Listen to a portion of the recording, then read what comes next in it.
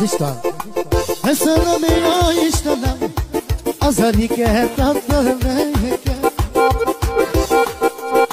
Nem bánom én semmim legyen, csak a drága fiam boldog legyen.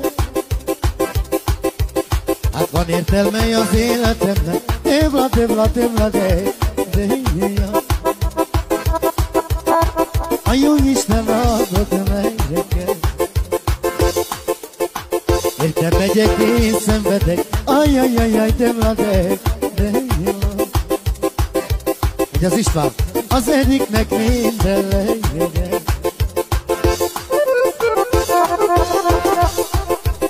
Hely boldogságban is van a házadban, az beszélik a cigány.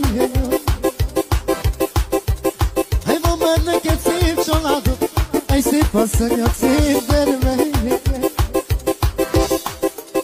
Ai canal de blanona cero, de Isvamo, ai tabel mange baika.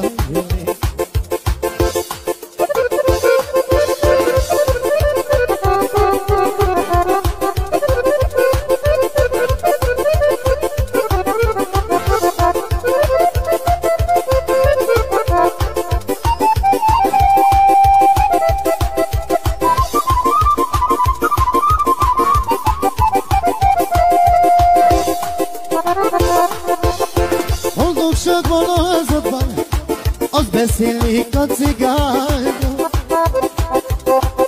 István, van már neked szép családod, szép gyermeked, szép asszonyod. Hát van értelme az életednek, évla, de hely az Eriked a mindenjének. És akkor még egyszer az Istvántól szóljon a drága szép fiának születésnapi alkalmából, legyen szerencsés 100 évig csak a jobban.